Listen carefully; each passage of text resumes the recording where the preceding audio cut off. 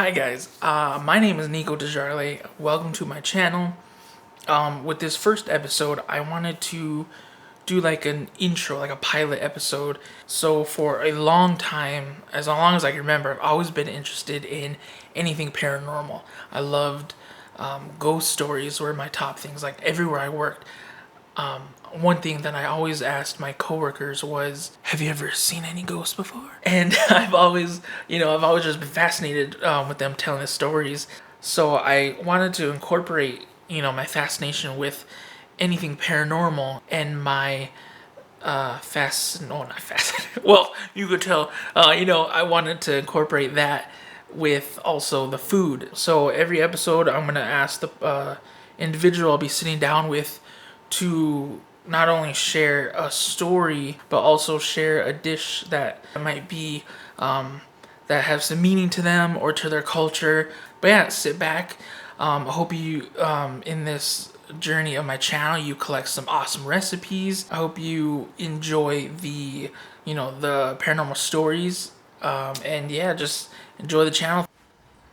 Okay. First, you're gonna take, what is this? The stewed meat? Stewed meat. Stewed meat. Beef. Beef. And we're gonna brown it first. Okay, did you do anything to it first? I put pepper and salt on there. Okay, so while Selina's cooking the meat, it's really simple ingredients. It's just the stewed, the beef meat, and then beans. I mean, hence why it's called bean soup.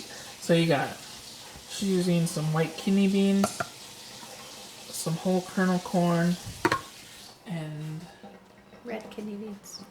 red kidney beans.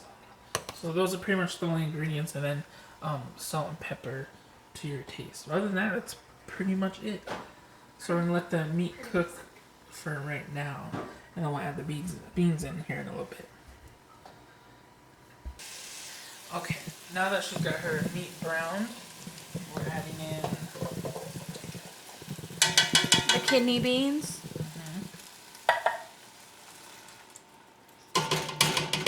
The white beans.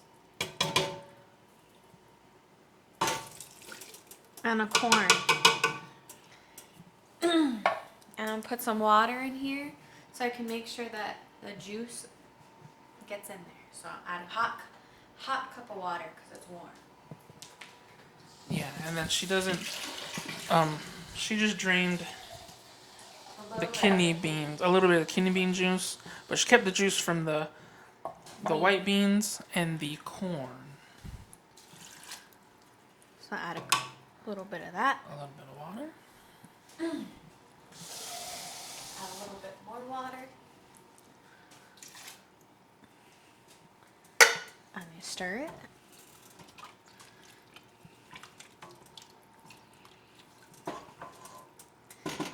And then just bring it to a boil. Okay, so after it's all done, it got up to a boil, meat is tender, all the beans are cooked, now it's all done. Alright, so here we have the finished product. Selina's a bean soup. It looks awesome, smells really good.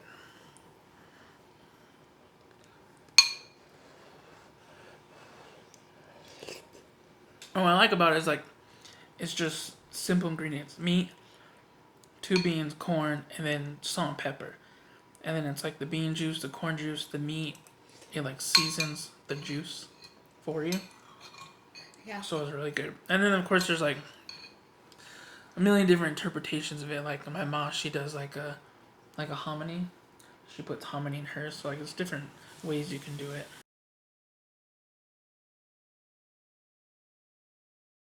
When we were younger, my brothers, How young do you think? probably like 6 or 7, Uh-huh. we used to live out in Shell Creek in Newtown, and we lived by a cemetery, and it was really storming one night. I think it was snowing, a snowstorm, and my mom was working. I don't think she was working at the nursing home, but couldn't get a hold of her. I think she was working at the casino still, so we called my grandma because my grandma was like my mom or whatever. So called her, and she I was crying and screaming because my brothers were like, I don't know, like taunting the spirits. But we lived right by a cemetery, so it was like easy to do. So my brothers were like, "Oh, there's people outside," and it's like, "What the heck?" Looked outside, and there was like, it looked like people were like walking towards our house. Mm-hmm. So I ended up calling my grandma, and she's like, I was crying. Did you like get a good look at them, or are they just like silhouettes? It was just like they looked just like silhouettes, and this isn't the first time that we've encountered those types of spirits. Because another time we were waiting for the bus to pick us up, and then the strobe lights were going, and my mom said one time my brother was like looking outside the window, and he goes, "Oh, look, there's people with pitchforks out there." So like they're like walking towards the house. So it was like really creepy. So anyway, so I called my grandma and I was crying, and she said a prayer, and then she said to go and lay down somewhere and just like where you feel safe, right? So yeah, so then morning came, and or well, that whole night it was just like you could hear like the wind hitting the house, but it was like the doors, like it just felt like someone was like hitting the house, like it just wasn't normal like wind. Mm-hmm. So then after I got off the phone with her, I went and hid under my bed, and I stayed there until morning time. So like, but I was really scared. Like no one came and checked on me. My mom, she was the one who found me, and then I told her what happened, and my grandma got mad at her because of course like we're by ourselves, because we're old enough to be by ourselves, but like not, you know, like my older brother was just like, you know, doing his own thing and stuff like that. So so yeah, it was pretty scary.